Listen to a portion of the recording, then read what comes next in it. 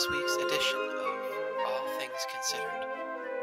Today, we will be talking about Edie and several psychological terms associated with her training. For our first term, here's Cooper. This is Edie, the rat. She makes her home at Penn Manor High School.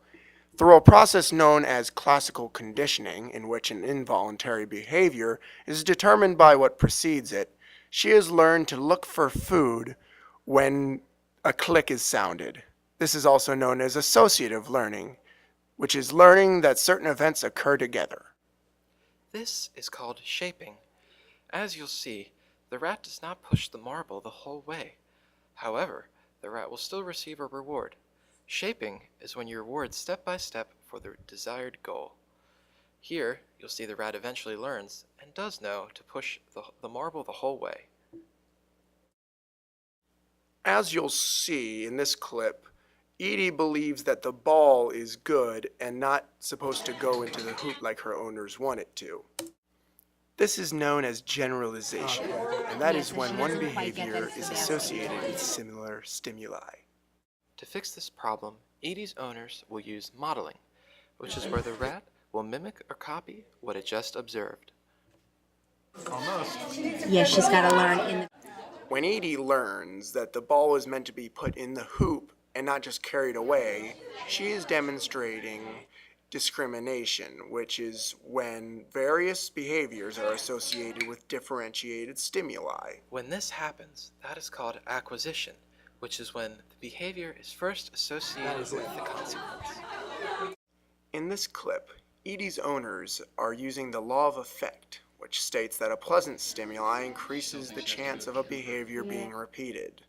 This is done using a primary reinforcer, which are rewards that satisfy basic needs, such as food. Here we see Edie's owners using positive reinforcement, which is when you add a pleasant stimulus to increase the frequency of a desired behavior.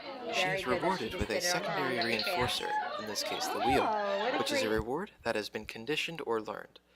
The PSYCH principle states that you could also use a preferred secondary reinforcer over a primary reinforcer. Here we see Edie's owners tapping and moving her until she learns to jump to her cage.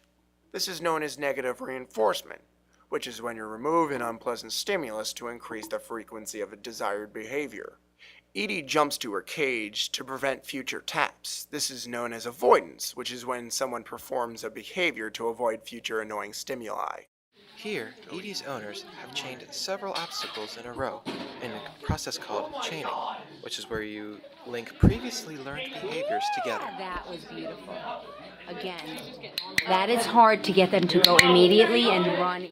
This is the operant chamber made by B.F. Skinner. Every time the rat presses the lever, a sugar pellet falls out to reward it. Edie is rewarded based on a fixed ratio schedule, which is when rewards are given out for a set number of actions. Here we see Edie attempting to perform the maze. To help her do this, she's created a cognitive map in her mind, which is a mental image of a place.